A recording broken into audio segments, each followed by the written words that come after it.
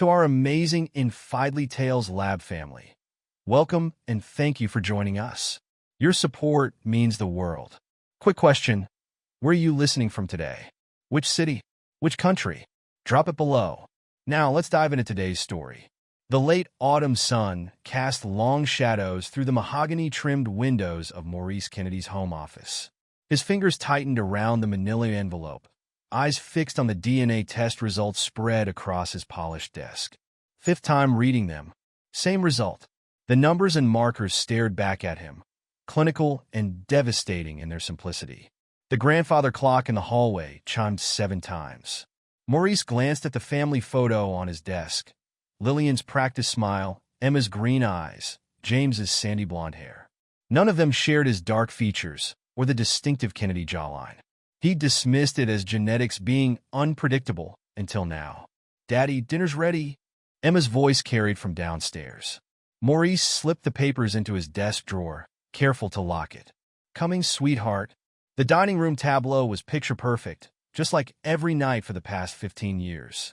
Lillian moved around the table, setting down a roast she'd probably ordered from that overpriced organic butcher. Her catering business gave her the perfect excuse to be out at odd hours. "How was your insurance physical?" she asked, serving James an extra portion of potatoes. The boy's appetite had increased lately, another growth spurt approaching. "Routine," Maurice replied, cutting into his meat. Though the blood work was interesting, Lillian's hand paused slightly while pouring water. "Oh, apparently, I'm not a negative anymore." His tone remained conversational, but his eyes caught the slight tremor in her fingers. "That's ridiculous," she laughed too quickly. "Blood types don't change." "Exactly." Jeff, Morris's brother, chose that moment to join them, running a hand through his disheveled hair. 6 months of temporary stay after his divorce had made him too comfortable in their home. "Uncle Jeff!" James brightened immediately. "Can you help me with my science project after dinner?" "Sure thing, champ." Jeff ruffled James's hair as he passed, a gesture too familiar, too paternal. Maurice observed the interaction while maintaining his pleasant expression. Emma beamed at her uncle, the same way she used to smile at Maurice when she was younger. The casual intimacy felt rehearsed now, like actors who'd been practicing their roles. "The Morrison account closed today," Jeff announced, helping himself to dinner. "Biggest deal this quarter." "Congratulations," Lillian smiled warmly. Too warmly. "We should celebrate." Maurice cut another piece of meat, methodically chewing while his mind cataloged the subtle exchanges. The way Jeff's hand brushed Lillian's when she passed the salt. How his children gravitated toward their uncle during family gatherings. The pieces had seemed to fit a horrible puzzle, until the blood test revealed an even darker picture. "I was thinking," Maurice said, dabbing his mouth with a napkin, "about Carlton Moore the other day." Lillian's fork clattered against her plate. Jeff suddenly became very interested in his potatoes. "Your old business partner?" Emma asked. "The one who moved to Europe?" "That's right, sweetheart. He left quite suddenly, didn't he, Jeff?" His brother shifted uncomfortably. "Ancient history, Maurice. Company's doing better without him." Maurice noted Lillian's whitened knuckles around her wine glass. "Perhaps, though some things from the past have a way of surfacing." After dinner, Maurice retreated to his study, leaving the sounds of domestic harmony behind. He powered up his laptop, opening a folder labeled Insurance Documentation. Inside were weeks of surveillance photos, financial records, and travel logs. A message notification blinked on his screen. From B. Alvarado. Subject, Timeline Update. Attachment, DNA_comparison.pdf. Maurice clicked open the attachment, a new piece of evidence in his growing collection. The private investigator had been thorough, connecting dots Maurice hadn't even known existed. The truth was worse than his initial suspicions, but he wouldn't confront them without absolute certainty. Through his window, he could see Jeff in the backyard, helping James with his model rocket.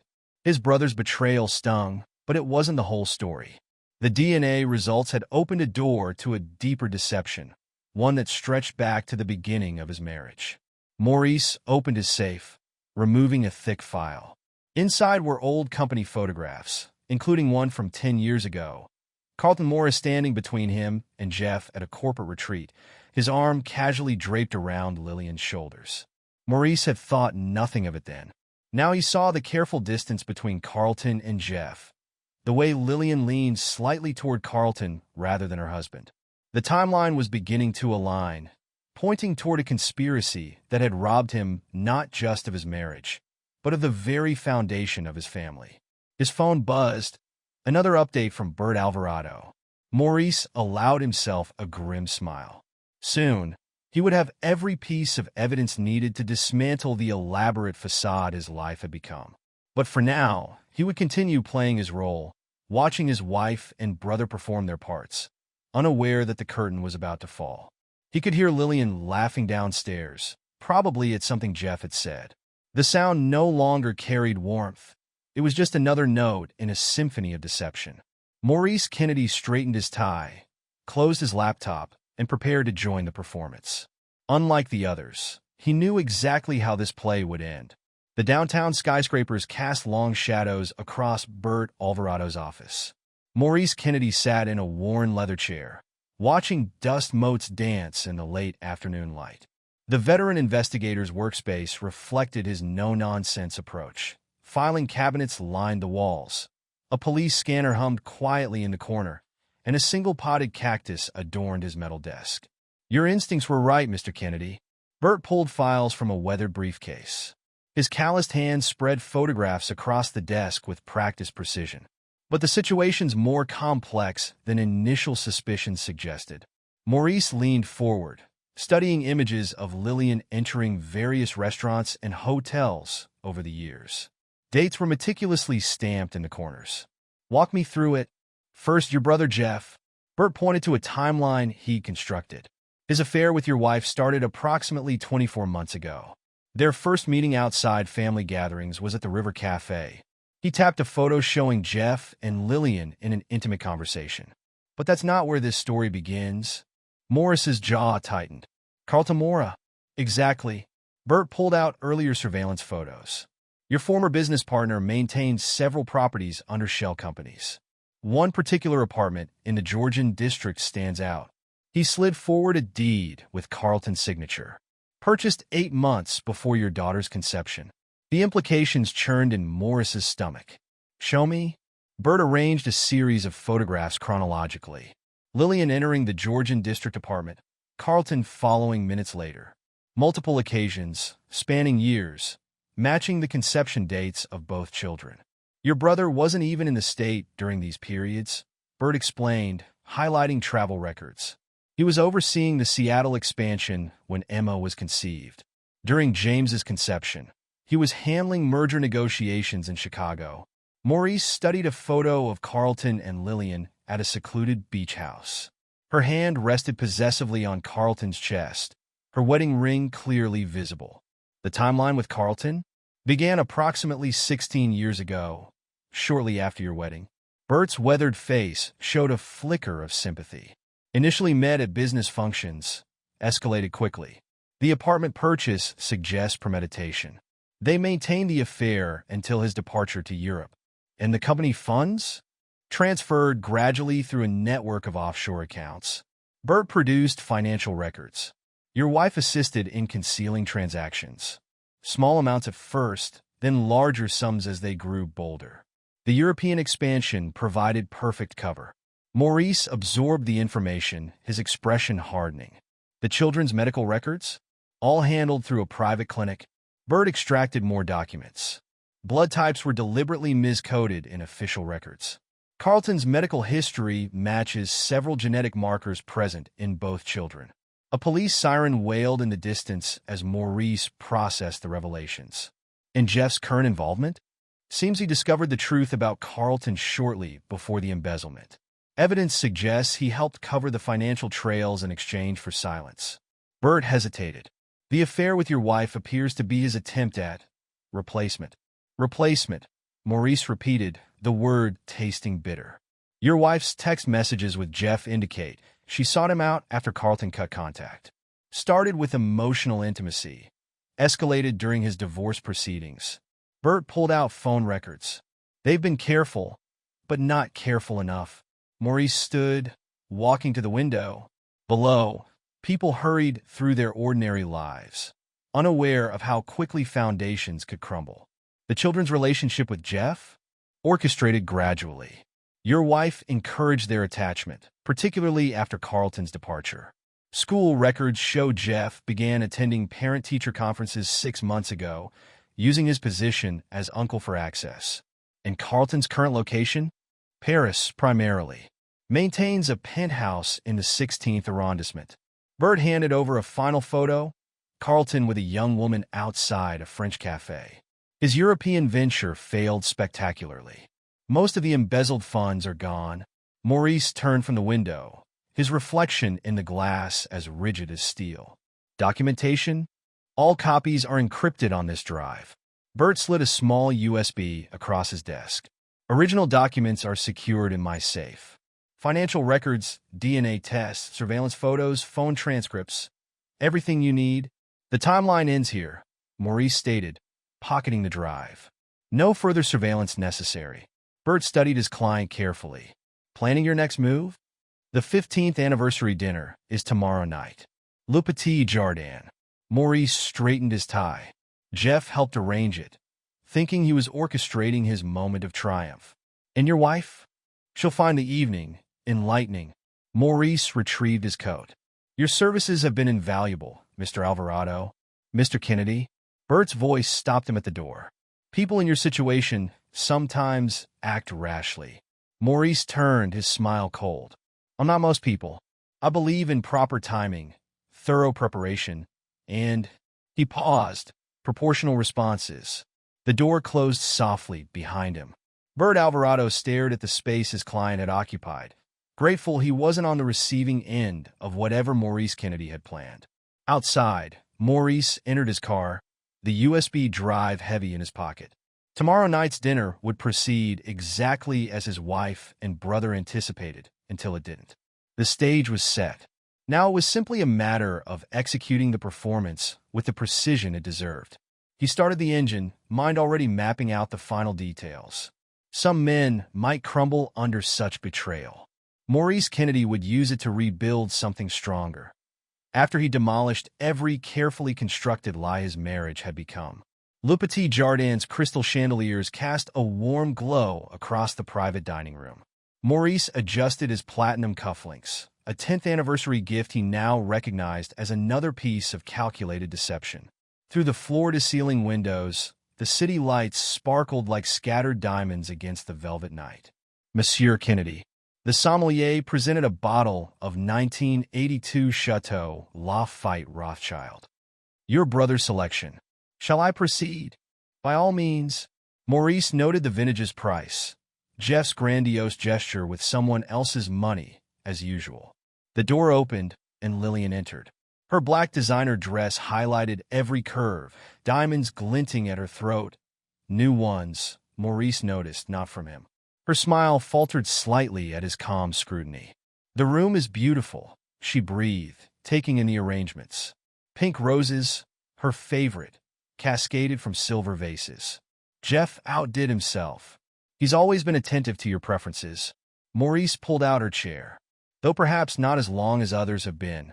A flicker of uncertainty crossed her face. The sommelier poured their wine, explaining its notes and bouquet. Maurice raised his glass.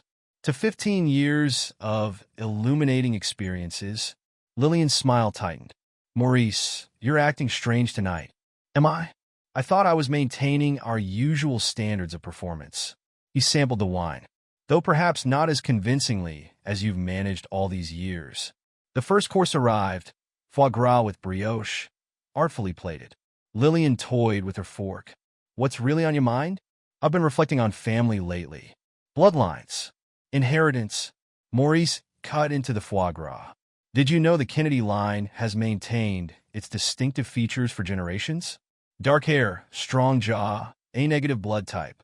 Color drained from Lillian's face. Maurice, it's fascinating how genetics work. Or don't work, in some cases. He dabbed his lips. The children's science projects have been enlightening. Blood typing, hereditary traits. They're learning so much about themselves. Please, not tonight. Her voice quavered. But it's perfect timing. Anniversaries should be about honesty, shouldn't they? Morris's tone remained conversational. Speaking of honesty, you had something to share? Lillian straightened, composure returning like a mask sliding into place. Her fingers wrapped around her wine glass, knuckles white.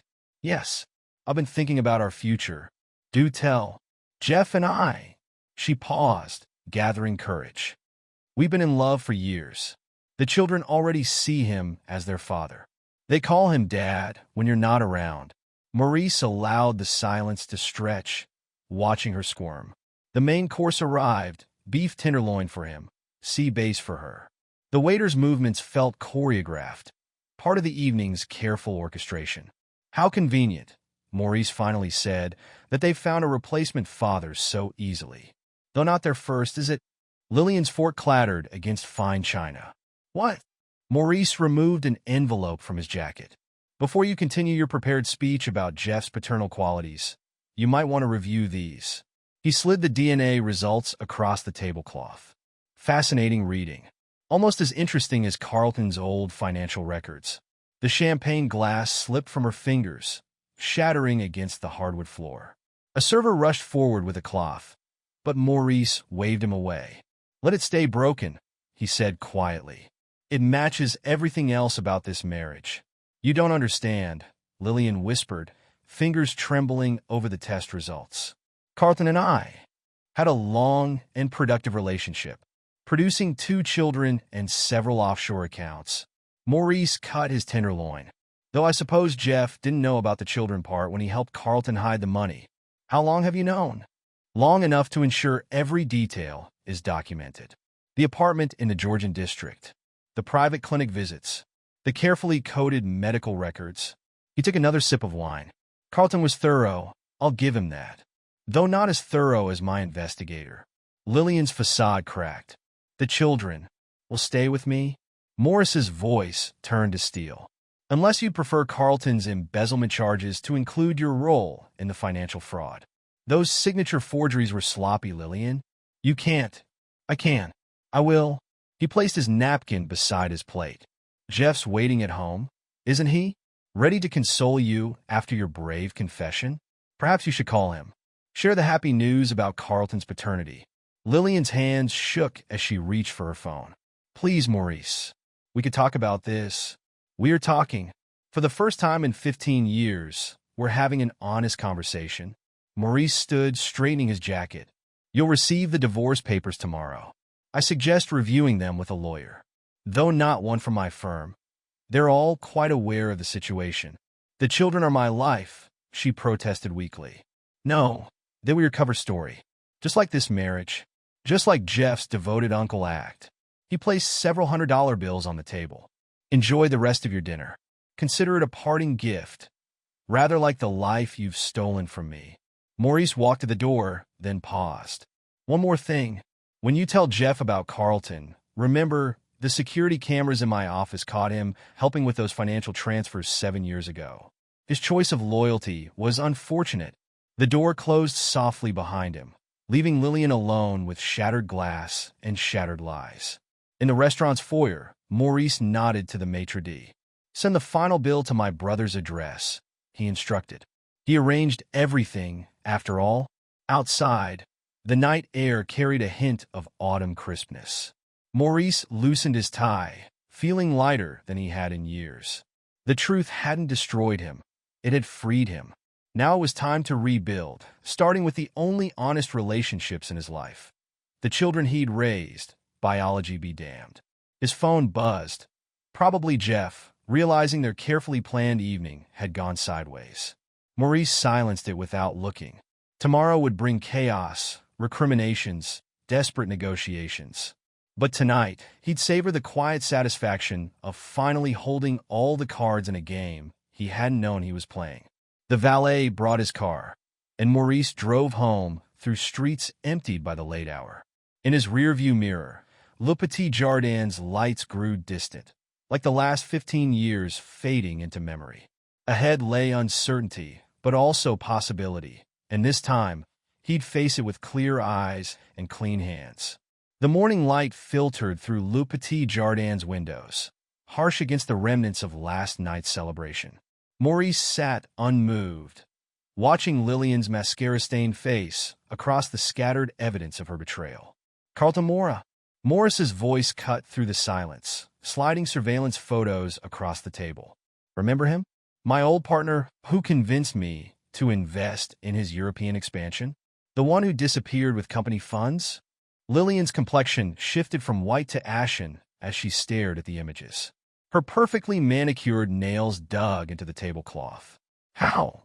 7 years of meticulous investigation. Maurice arranged the photos chronologically. Every meeting, every transaction, every lie carefully documented. Tell me, Lillian, was seducing Carlton part of the original plan, or just a convenient bonus? You don't understand. Her voice cracked. Carlton was charming, persuasive, a better father to my children than me? Morris's laugh held no warmth. Though I suppose that part was biological, it wasn't like that. Lillian's hands trembled as she reached for her water glass. We never meant to get caught. Maurice interrupted. That's why you orchestrated this elaborate confession about Jeff, trying to control the narrative. The truth spilled from Lillian in ugly fragments. Carlton noticed me at the company Christmas party 15 years ago. You were so focused on the merger. Yes, building the company that funded your affair. How inconsiderate of me. He made me feel alive. Lillian's voice hardened with defiance. While you buried yourself in spreadsheets and quarterly reports, Carlton showed me passion, adventure, and several offshore accounts. Maurice finished. The passion of embezzlement must have been quite thrilling. Lillian's face contorted. You have no idea what it was like being married to your ambition. Carlton promised a future. Maurice extracted more photos, like the one he's building with that young gallery owner in Paris. Color drained from Lillian's face. What? Did you think he disappeared to Europe for you? Morris's smile was razor-sharp. He abandoned you the moment a prettier opportunity arose. Tell me, was that before or after you started sleeping with my brother? Jeff was different. Lillian's voice turned defensive. He actually cared about maintaining his lifestyle through you. Maurice slid forward bank statements. Those new diamonds? Purchased with company funds Jeff helped himself to. Following Carlton's example, it seems, the children love him. The children love the fantasy you constructed. Morris's voice turned glacial. Just like they loved Carlton before he discarded you. How many father figures do you plan to parade through their lives? Tears streaked Lillian's makeup. I needed someone after Carlton left. When Jeff offered to play house with his brother's leftovers, Maurice interjected. How convenient for everyone. Except the children, of course. They're happy with Jeff. They're confused and manipulated. Morris's knuckles whitened around his glass. Did you ever consider their well-being? Or were they just props in your domestic theater? I'm their mother. Lillian's voice rose hysterically. You can't. Can't what? Protect them from your revolving door of paternal replacements. Maurice stood, his shadow falling across the table. Carlton abandoned them. Jeff manipulated them. And you? You sacrificed their stability for your own gratification. What are you going to do? Fear crept into Lillian's voice. Nothing. Maurice straightened his tie. You've done enough damage yourself. Carlton's crimes, your financial complicity, Jeff's betrayal. It's all documented.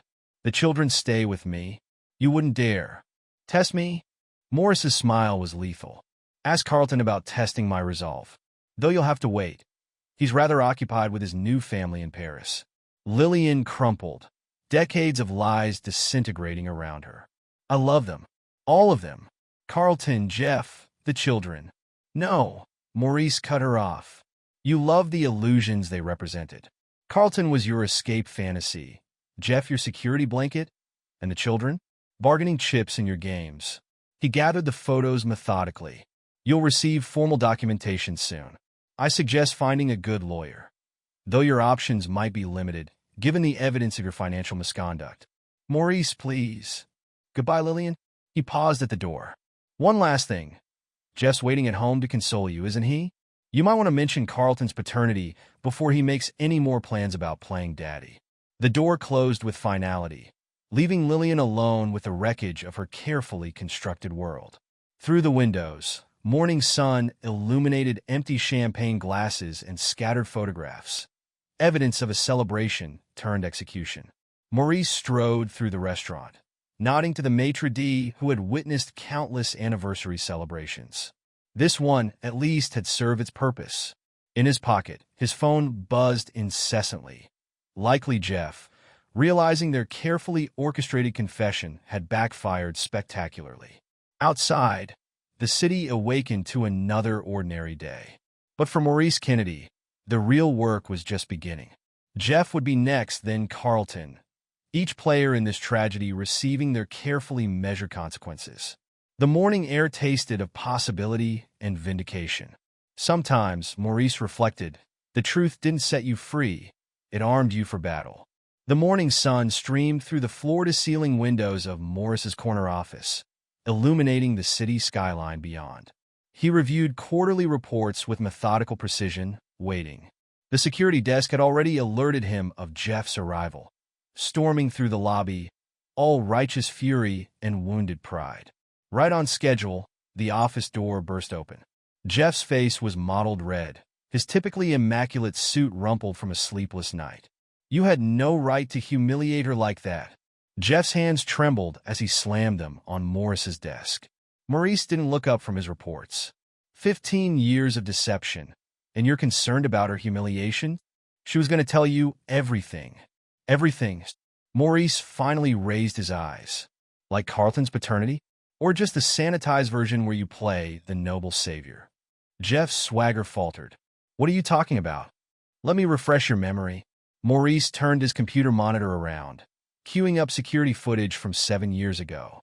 The timestamp showed 2:14 a.m. Lillian and Carlton in an intimate embrace in the executive corridor. Another clip, Jeff helping Carlton transfer files late at night, their faces illuminated by computer screens. That's Jeff's complexion turned ashen. Damning? Indeed. Maurice leaned back. You knew about Carlton and Lillian. Helped him steal from me while he was sleeping with my wife and raising my supposed children. Carlton threatened to expose my involvement if I didn't help him. Jeff's voice cracked. The European expansion was already failing. He needed a scapegoat? A convenient accomplice?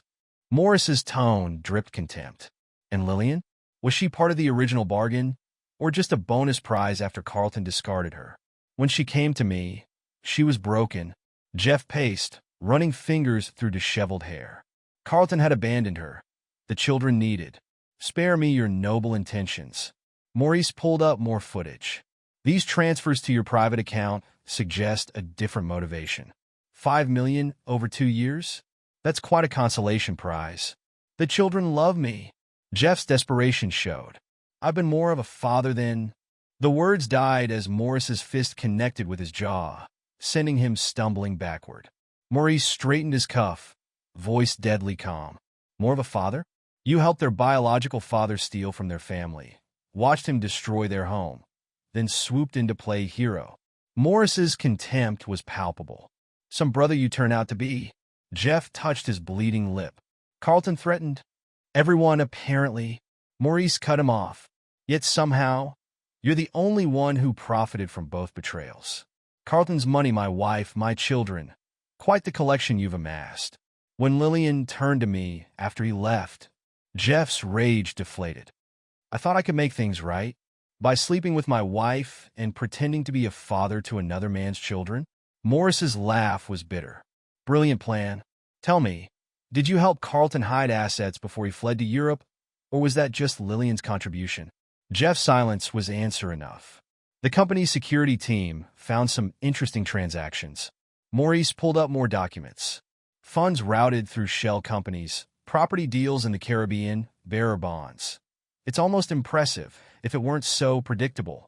Those records were destroyed. By the same IT team you bribed? Maurice smiled coldly. They're more loyal to their paychecks than your promises. Unlike you, some people understand the value of loyalty. Jeff slumped into a chair. What do you want? Want? I already have everything I need. Maurice stood, walking to the window, The FBI would be very interested in your role in Carlton's fraud. The statute of limitations is quite generous for financial crimes. You wouldn't test me? Maurice turned, his reflection overlaying the city behind him. You watched another man father my children, helped him steal my money, then tried to replace him in their lives. What exactly do you think I wouldn't do? The children are none of your concern. Morris's voice turned to steel. You'll resign from the company today. I've already instructed HR to prepare your termination papers. You can't. I can. I will. Maurice returned to his desk. You have a choice, Jeff. Resign quietly, move to the West Coast, never contact my family again, or face federal charges for your role in Carlton's schemes. They're my family too. No, they're your victims. And now they're your past. Maurice pressed the intercom. Security will escort you to clear out your office. Any attempt to contact Lillian or the children will trigger an immediate call to the FBI. Jeff stood shakily. Maurice, please. Goodbye, Jeff. Maurice turned back to his reports. Consider yourself lucky. Carlton's fate will be considerably less pleasant. Security appeared at the door. Jeff's shoulders slumped in defeat as he was led away, leaving behind the remnants of his attempted usurpation. Maurice waited until the door closed before allowing himself a moment of contemplation. The brother who had helped raise him, who had stood beside him at his wedding, who had betrayed him at every turn, excised from his life like a tumor. His phone lit up with a message. Carlton Mora had booked a flight to New York, right on schedule. The final player was entering the game, unaware he'd already lost. Maurice straightened his tie, preparing for the next confrontation. Family, he'd learned, was defined not by blood or marriage, but by truth and loyalty. Jeff had chosen his path. Now he would walk it alone. Maurice studied the surveillance feed, displaying Carlton Mora's arrival. His former business partner strode through the lobby with characteristic arrogance. Italian suit, designer briefcase, that same predatory smile that had charmed investors and seduced wives. Mr. Mora insists on seeing you. His assistant's voice crackled through the intercom. He claims it's about his children. Send him up. Maurice activated the office's recording system, an addition installed after Carlton's first betrayal. Carlton burst through the door minutes later, cologne announcing his presence before his voice. Maurice, looking prosperous as ever. Carlton. Maurice didn't rise from his desk. European ventures not working out. Cut the small talk. Carlton dropped into a chair, uninvited. You can't keep me from my kids. Your kids? Morris's eyebrow arched. The ones you abandoned 7 years ago? Or do you have a newer set in Paris? Carlton's smile faltered slightly. I've changed. They need their real father. Like you needed the company's expansion funds? Maurice interrupted. Or like Lillian needed your promises of a new life? Ancient history. Carlton waved dismissively. I'm here to make things right. By right, you mean claiming children you haven't seen in 7 years? Maurice pulled out a thick folder. Or should we discuss the real reason for your return? The failed ventures, mounting debts, angry investors? Color drained from Carlton's face. How did you know about the collapse of your Paris operations? Or the Swiss authorities investigating your accounts? Maurice smiled thinly. I've had 7 years to document every aspect of your life, Carlton. Every scheme, every affair, every failure. You're bluffing. Am I? Maurice opened the folder. Let's discuss the Jensen merger funds. Embezzlement, corporate espionage, wire fraud. Shall I continue? The statute of limitations hasn't expired. You have no proof. Your offshore accounts in the Caymans. Maurice extracted bank statements. The shell companies in Luxembourg. The property deals that existed only on paper. Should I call the FBI now? Or would you prefer to hear about the RICO implications first? Carlton's bravado cracked. Those records were destroyed by the same IT team that reports to me? Morris's laugh was cold. They've been documenting your crimes since before you fled to Europe. One call to the FBI, and your children will be visiting their biological father in federal prison. They're mine. Carlton surged forward. DNA proves biology. Morris's voice turned glacial. 7 years of absence proves everything else. Tell me, Did you think about them while seducing that gallery owner in Paris? Or were they just convenient pawns in your plan to extort money from me? I need to see them. Carlton's desperation showed. Emma must be 13 now, old enough to understand abandonment. Maurice stood, old enough to question why her biological father chose fraud over family. What do you want? Carlton slumped. Money? I can. Money. Maurice circled his desk. I want you to understand something, Carlton. Those children you claim? They're mine. Not by blood, but by every bedtime story, every scraped knee, every moment you missed chasing wealth and women across Europe. The courts will be very interested in your criminal record. Morris's smile was predatory. How many years for international financial fraud? Add in conspiracy, tax evasion. I believe the minimum sentence is rather substantial. Carlton's facade crumbled completely. Please, they're all I have left. No, they're what you threw away. Maurice pressed a button, and security appeared. You have a choice. Sign away all parental rights, leave the country permanently, or face prosecution.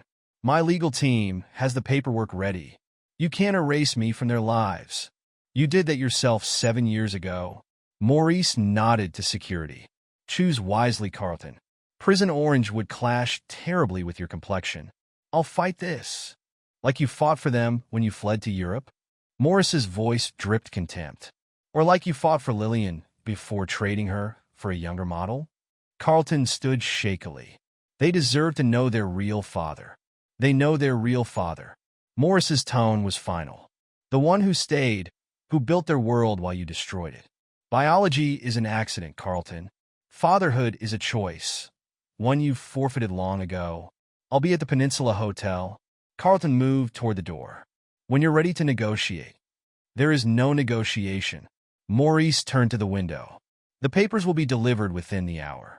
Sign them, or I make the call. It's more mercy than you showed my family. The door closed behind Carlton with a final click. Maurice watched his reflection in the window, seeing not the betrayed husband, but the father his children needed. Strong, unwavering, protective. His phone buzzed. The legal team confirming the documents were ready. 7 years of planning, of quietly gathering evidence while maintaining a perfect facade, had led to this moment. Carlton would sign. The evidence was too damning, the consequences too severe to fight. Maurice straightened his tie, preparing for the final act of this long-running drama. Soon, every player who had conspired to destroy his family would face their reckoning. Not through violence or scandal, but through the precise, devastating application of truth and consequences. The city sprawled below, oblivious to the lives being dismantled in this high-rise office. But for Maurice Kennedy, each piece was falling perfectly into place. Sometimes, he reflected, the best revenge wasn't served cold. It was served with meticulous documentation and irrefutable evidence. Maurice surveyed the conference room, where 3 sets of documents awaited their respective recipients. His legal team had crafted each agreement, leaving no room for future claims or appeals. The door opened first to Carlton, his earlier bravado replaced by the haunted look of a man watching his last options disappear. The papers are ready. Maurice gestured to the first stack. Full termination of parental rights, permanent departure from the country, and complete non-disclosure. In exchange, the FBI remains uninformed about your creative accounting. Carlton's hand trembled as he reached for the pen. I could still fight this. Could you? Maurice slid forward a USB drive. This contains evidence of 23 separate federal crimes. The choice is yours, sign, or I make a call. They're my children.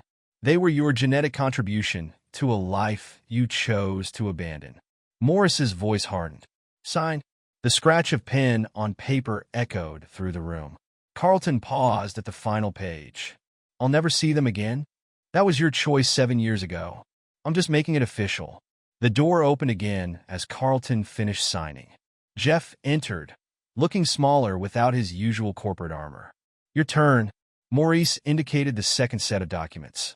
Resignation from the company, relocation to the West Coast, no contact with my family. Or would you prefer to explain your role in Carlton's schemes to the authorities? They're my family too, Jeff protested weakly. Family? Morris's laugh was cold. You helped him steal from me, watched him destroy my marriage, then tried to claim his leftovers. That's not family. That's opportunism. Jeff's shoulders slumped as he began signing. I really did care about them. Caring doesn't excuse betrayal. Maurice checked each signature methodically. Your severance will be deposited monthly, contingent on maintaining your distance. The brothers exchanged a final look as Jeff signed the last page. 7 years of secrets, lies, and betrayal condensed into legally binding paragraphs. The Seattle office needs a new manager, Maurice added as Jeff stood. Consider it your exile. Break these terms, and the FBI gets a very interesting file. Lillian arrived last, her designer outfit a poor mask for her desperation.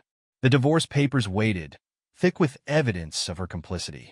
You're being vindictive, she accused, scanning the terms. I'm being generous. Maurice tapped a particular clause. Your involvement in Carlton schemes would interest the SEC sign, and that evidence stays buried. The children will have supervised visits, pending their choice and your behavior. Morris's tone left no room for argument. Your alimony reflects your role in this situation. You can't erase 15 years. You did that yourself. Maurice pushed the pen forward. Every time you met Carlton in that Georgian district apartment. Every time you helped him hide stolen funds. Every time you let Jeff play father to another man's children. Lillian's composure cracked. I needed to destroy our family? Excellent work. Maurice stood. Sign the papers, Lillian. Consider the generous terms a reward for making this efficient. Her signature completed the trifecta of justice. 3 betrayers, 3 agreements, 3 futures irrevocably altered. My legal team will handle any communication going forward. Maurice gathered the documents. I suggest finding an apartment quickly. The movers arrive tomorrow. You've thought of everything, Lillian said bitterly. Someone had to think beyond immediate gratification. Maurice opened the door. The children's possessions stay. Everything else goes. The conference room emptied, leaving Maurice alone with the aftermath of his orchestrated justice. Carlton would be on a plane within hours. Jeff would disappear to Seattle, and Lillian would fade into social obscurity. His phone buzzed, the children's school confirming their updated emergency contacts. The hard part lay ahead, explaining to Emma and James why their world had changed.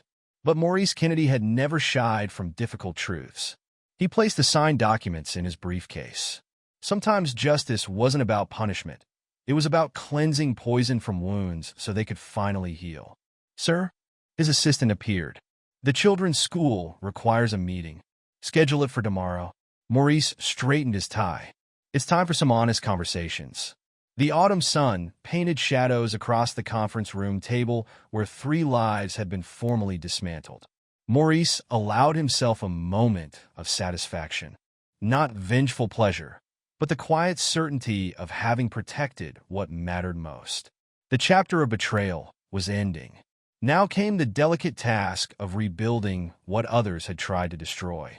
The evening light cast long shadows through Morris's home study, where photographs of happier times lined mahogany shelves. He adjusted the worn leather chairs, 3 arranged in an intimate triangle, away from his desk. This conversation needed warmth, not authority. Emma and James entered together, their young faces carrying the weight of unspoken questions. At 13, Emma's green eyes held a premature understanding. James, 2 years younger, clutched his sister's hand with unconscious tension. Come sit. Maurice gestured to the chairs. No desk between them, no barriers to truth. Is this about Mom not coming home? Emma's voice wavered slightly. And Uncle Jeff's boxes being gone? James added, his sandy blonde hair falling into his eyes. Maurice studied their faces, Carlton's coloring, Lillian's features, yet somehow uniquely their own. Yes, there are things you need to understand. Are you and Mom getting divorced? Emma's directness, at least, came from him. Yes. Maurice kept his voice steady. The man you knew as Uncle Jeff won't be visiting anymore. And your mother. She made some choices that mean we can't live together as we used to. James shifted uncomfortably. Because she loves Uncle Jeff instead? That's part of it. Maurice leaned forward. But there's more, and you're old enough to hear some truth. About Carlton Mora? Emma's question froze the air. Morris's eyebrows raised. You remember him?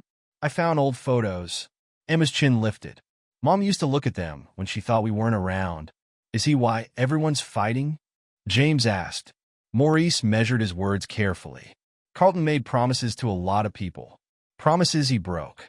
Your mother, Uncle Jeff, the company, they all made choices around those promises. Bad choices? James pressed. Very bad ones. Maurice nodded. Choices that hurt our family, our trust. Emma's fingers twisted in her lap. Are you still our dad? The question hung in the air, heavy with implication. Maurice moved from his chair, kneeling before them. Listen to me, both of you. His voice carried absolute conviction. I'm the father who raised you, who loves you, and who will always be here for you. Biology doesn't change that unless we let it. But Carlton Mora? Emma trailed off. Is someone who chose to leave. Maurice held their gazes. Being a father isn't about blood. It's about choice. Every bedtime story, every scraped knee, every proud moment. Those were my choices. Our truth. James's eyes welled. Mom said Uncle Jeff could be our new dad. Your mother was wrong. Morris's tone hardened slightly. No one becomes a father by replacing someone else. You already have a father. One who's never left, never will leave.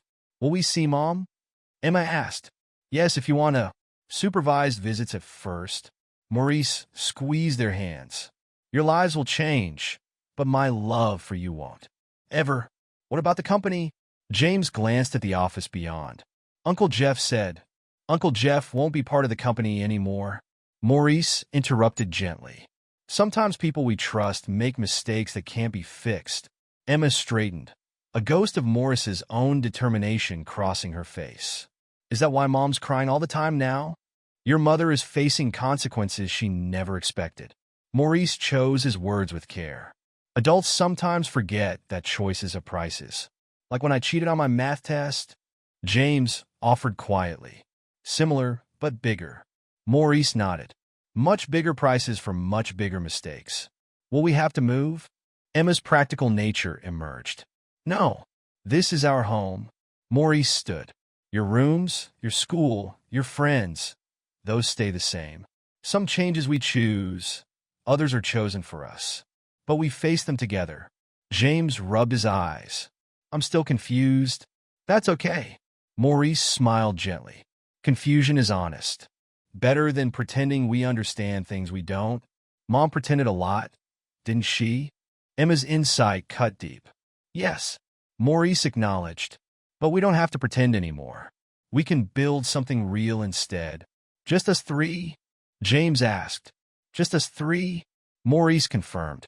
Sometimes smaller families are stronger because they're built on truth. Emma stood suddenly, wrapping her arms around Morris's waist. James followed, their group hugged tight with unspoken understanding. Outside, the sun set on their last day of comfortable illusions. But in the warm light of Morris's study, a new foundation was taking shape, one built on honesty rather than deception. Can we have pizza?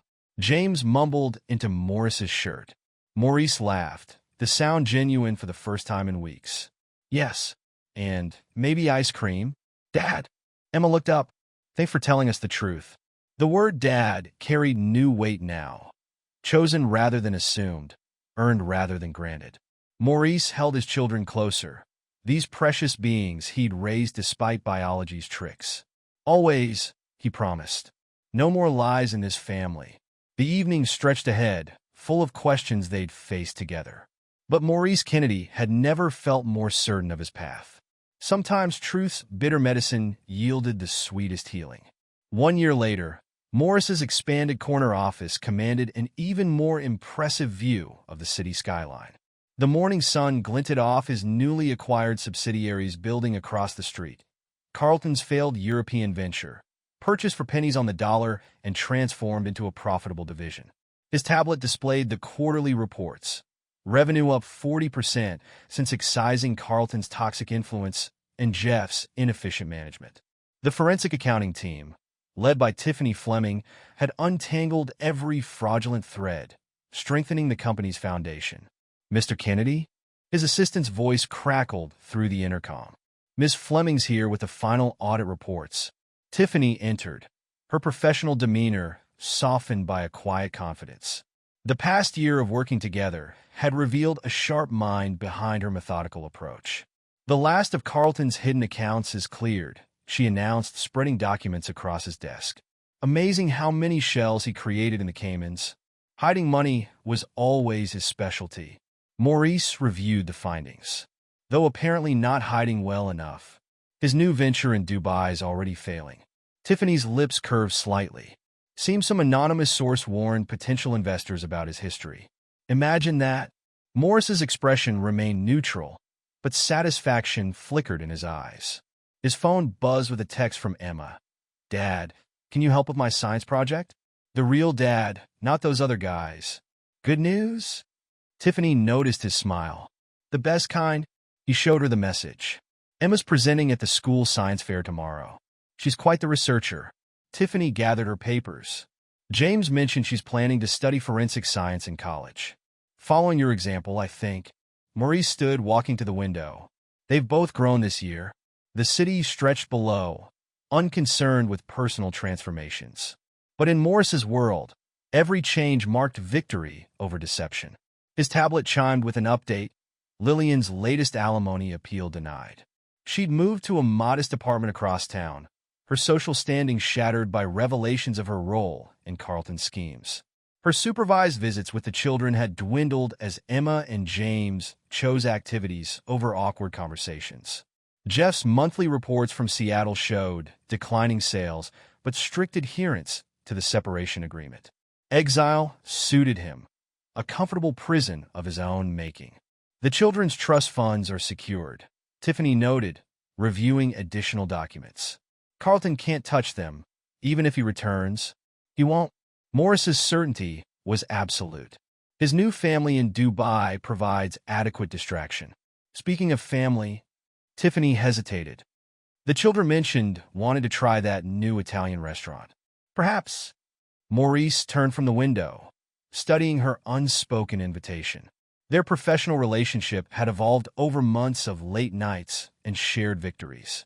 She'd attended James's baseball games, helped Emma with math homework, earned their trust through steady presence rather than desperate manipulation. "Perhaps we should test their culinary instincts," he agreed. 7 o'clock? Tiffany's smile reached her eyes. "I'll bring the forensic analysis of their menu pricing." Her subtle humor, so different from Lillian's calculated charm, drew an answering smile. She gathered her files, pausing at the door. "Maurice? The children are lucky to have you." After she left, Maurice reviewed the company's expansion plans. The Kennedy name now stood for integrity, strength rebuilt from betrayal's ashes. His phone buzzed again. James sharing a video of his baseball practice. "Looking good, buddy," he texted back. "Save some home runs for Saturday's game." The afternoon sun cast different shadows now, highlighting future possibilities rather than past deceptions. Maurice Kennedy had transformed betrayal's bitter harvest into something stronger. A family chosen rather than assumed, love earned through honesty rather than obligation. His office door opened to Emma racing in, backpack bouncing. "Dad, I figured out the chemical reaction for my project." "Show me." Maurice cleared space on his desk, watching his daughter spread out her notes with familiar determination. Sometimes life's cruelest revelations led to unexpected gifts. The DNA test that should have shattered his world had instead freed him to build a better one. As Emma explained her experiment, her enthusiasm pure and untainted by past shadows, Maurice realized that truth's painful medicine had yielded the sweetest cure. The father he'd chosen to be had proven stronger than any biological claim. His phone buzzed with a dinner confirmation from Tiffany, while James texted another baseball video. Outside, the city moved in its eternal rhythm, indifferent to personal victories. But in Maurice Kennedy's world, each moment marked another step away from deception's shadow, toward a future built on foundations no betrayal could shake. The truth about his children's paternity could have broken him. Instead, it had made him stronger, wiser, and paradoxically, a better father than ever before. The evening stretched ahead, filled with homework, dinner plans, and the quiet joy of honest connections. Sometimes the family you chose, built through truth and steadfast love, proved stronger than any accident of biology or marriage certificate's promise. Maurice gathered his coat, ready to leave the office's triumph for home's simpler pleasures. Tomorrow would bring new challenges, but he'd face them as he'd faced every obstacle, with unwavering strength and the conviction that truth, however painful, always illuminated the surest path forward. The Kennedy Tower's new spire pierced Manhattan's skyline, its 60 stories of glass and steel a testament to triumph over treachery. Maurice Kennedy stood at his penthouse office window, a familiar position that now commanded a view worthy of his journey. "Dad!" Emma's voice preceded her entrance. At 18, she'd grown into a poised young woman, her pre-law ambitions shaped by watching justice unfold in her own family. "I got in." Harvard Law offered early admission. Maurice turned, pride warming his features. The years had added distinguished silver to his temples, but hadn't dimmed his sharp gaze. "Never doubted you," for a moment. James, 16, and sporting his varsity baseball jacket, followed his sister. "She's been insufferable since the letter arrived." His teasing tone carried the easy confidence of a teenager secure in his family's love. "You weren't much better when you made starting pitcher," Emma shot back. Maurice observed their banter, savoring these moments that proved biology meant nothing compared to years of dedicated parenting. His phone buzzed. Tiffany, now his wife of 2 years, reminding him about dinner reservations. "Speaking of celebrations," he began, but his assistant's voice interrupted through the intercom. "Mr. Kennedy? There's news about Carlton Mora." The siblings fell silent. That name had become a cautionary tale in their household, though its power to hurt had long since faded. "Go ahead," Maurice authorized. Dubai authorities have frozen his assets. The investment scheme collapsed. He's facing extradition. Emma's law student instincts engaged. "Statute of limitations? Different laws in Dubai," Maurice explained. "Different consequences." Reports filled his tablet. Carlton's latest venture had imploded spectacularly. His young Parisian wife had already filed for divorce, taking their infant son to her family's protection. History repeated itself, though this time Carlton's downfall was entirely his own doing. "There's more," his assistant continued. "Ms. Barnes, your former wife, she's requested another modification to the visitation schedule." James stiffened slightly. Their mother's supervised visits had dwindled to occasional awkward lunches. Her attempts to rebuild relationships floundered against years of revealed deception. "Still working at that boutique?" Emma's tone carried carefully measured disinterest. Maurice nodded. The mighty Lillian Barnes, once a social butterfly, now sorted designer consignments for commission. Her involvement in Carlton's original schemes had blacklisted her from her former circles. The modest apartment in Queens was a far cry from her previous lifestyle. "She's dating some insurance salesman," James offered. "Mentioned it at lunch last month." The children's diplomatic handling of their mother showed maturity beyond their years. They'd chosen understanding over anger, limited contact over complete rejection, decisions Maurice had supported without pushing. "Uncle Jeff sent another letter," Emma added carefully. Maurice raised an eyebrow. His brother's Seattle exile had entered its 5th year. Quarterly reports showed mediocre performance, enough to maintain his position but never excel. His attempts at correspondence, initially ignored, now received polite but distant responses. "He's getting married," James explained. "Some local real estate agent. Asked if we'd consider attending." "Your choice," Maurice assured them, maintaining his policy of empowering their decisions about extended family. The door opened again as Tiffany entered, her forensic accountant's precision now tempered by the warmth of family life. Her pregnancy was just beginning to show, a new Kennedy, untainted by past deceptions, growing into their rebuilt world. "Harvard Law?" she asked Emma, having spotted the letter. Emma's enthusiasm bubbled over again. "Early admission. Dad, can we frame it next to your company's fraud prevention awards?" Maurice smiled at the irony. His company's transformation into a beacon of corporate integrity had spawned a consulting division specializing in fraud detection. Carlton's schemes had inadvertently created a new industry standard for financial security. The Anderson merger is complete, Tiffany reported, switching to business mode. Their books are impressively clean. The company had quadrupled in size since excising Carlton's influence. Morris's reputation for ruthless integrity attracted ethical investors, while his personal story of triumph over betrayal had become a quiet legend in business circles. "Did you tell them about Dubai?" James asked. "Carlton's final act," Tiffany mused. "Rather poetic." Their phones buzzed simultaneously. The family group chat showing a message from Detective Bert Alvarado, long since retired but still part of their extended circle. His mentorship had inspired Emma's interest in law and justice. Dinner at 7, Maurice reminded everyone. The new Italian place got their licenses approved, the one you bought after Carlton's Dubai partnership tried to launder money through it. Emma's legal mind never rested. "Allegedly tried," Tiffany corrected with a wink.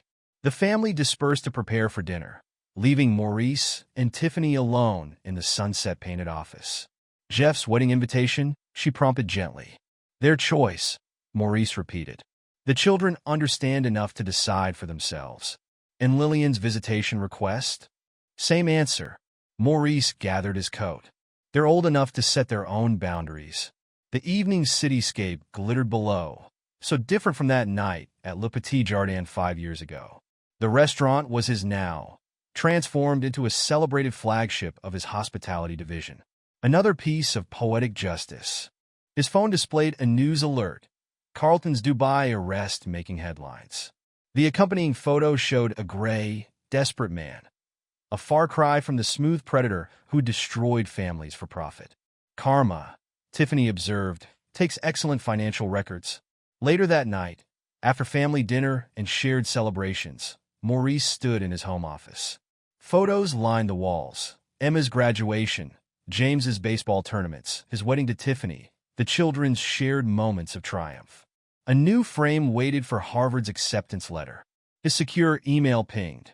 Jeff's wedding invitation, formal and hesitant. Beside it, Lillian's latest visitation request, her desperation cloaked in legal terminology. In Dubai, Carlton faced the consequences of his unchanged nature. 3 lives bound by betrayal, now serving as footnotes in his family's story of redemption. Emma's voice carried from the living room, explaining legal precedents to her fascinated brother.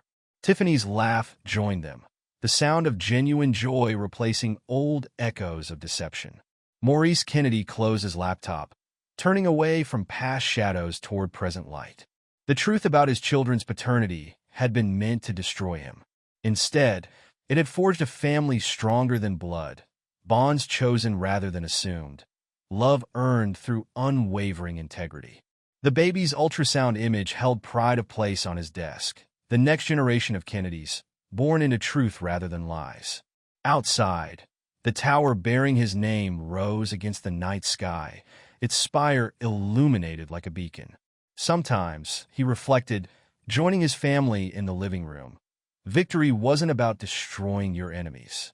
It was about building something so magnificent that their betrayal became irrelevant, their existence reduced to cautionary tales in a greater story of triumph. The DNA test that had revealed such bitter truth had ultimately given him his greatest gift, the chance to choose his family, to build his legacy on foundations of honesty rather than obligation. As James launched into a story about his latest game and Emma outlined her law school plans, Maurice exchanged a knowing smile with Tiffany. Some men let betrayal break them. Others used it to forge something unbreakable. The Kennedy name now stood for that transformation, from victim of deception to master of destiny, from biological accident to chosen family, from bitter truth to sweetest victory. The evening wrapped around them like a promise kept, while somewhere in Dubai, Carlton faced his reckoning. In Queens, Lillian served other women's cast-offs. In Seattle, Jeff prepared for a wedding his family might not attend. But in Maurice Kennedy's home, surrounded by the family he'd chosen and who had chosen him, the past shadows held no power. They were living proof that sometimes life's cruelest revelations led to its greatest gifts, that truth's bitter medicine yielded the sweetest healing.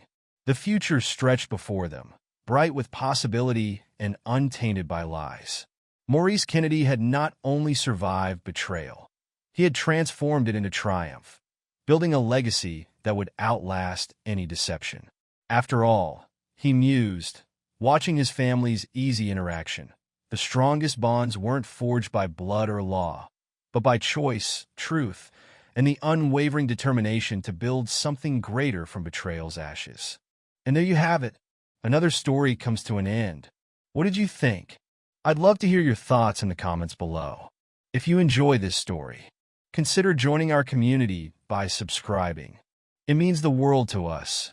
For more stories like this one, check out the recommended videos on screen. And I'll see you there.